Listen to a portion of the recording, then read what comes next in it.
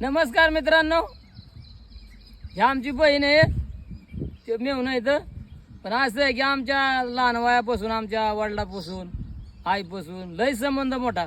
आई आई सांगायचं तर ती मला भेटायला आली आता, कारण आता गाठावा बकरी आमची जाणार आहेत, त्यामुळं मला भेटायसाठी आली. किती माय आहे बघा.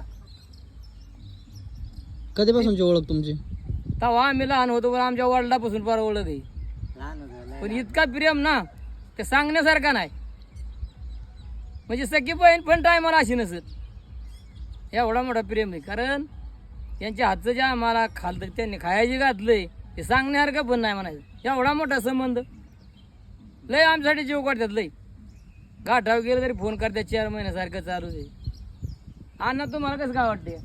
मला तर मग तेच सांगता, म्हणून मी चालून जरी कशाकडे आलो मग तेवढ्यासाठी तर मी तर आलो ना. आमच्या वडिलाचं आणि ह्यांचं जे होतं ना, ते लय प्रेम. माझी लेकर त्यांच्यासाठी किती पण पाय दे म्हणजे ते आमकं कर म्हणजे काय. त्यांच्या तोंडाने सांगतात बघा. नाही ले मामाला लय जीव वाढा, मामाने स्वतःच्याने म्हणजे आम्ही आणखी एकदम प्रेम केलं. भंडारा टाकणारच, भांडारा भंडारा लावणारच. मग सांगतो ना आपण, जी बॅग होती ना एवढी एवढी पेटी, हा ती मला मामाची तुला लक्ष्मी अजूनही पत्राची तिच्यात एवढी पैसे आहेत. पेटी. हा, तुमचा उतारा ठेवलेला उतारा ठेवला, ते कागदपत्र ठेवले. हा.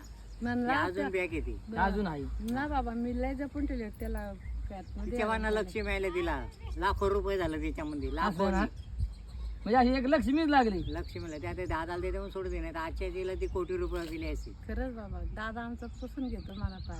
हा ती बघा म्हणजे मामाची अजून वय आहे म्हणायची. आहे ना, मामाची बॅग मी टाकली नाही कुठं, तिला का कुठं वाऱ्या मोकळं नाही, तिला मध्ये टाकली अगदी. अजून येते बॅग. असं ना. कुठंच नाही. चला चला.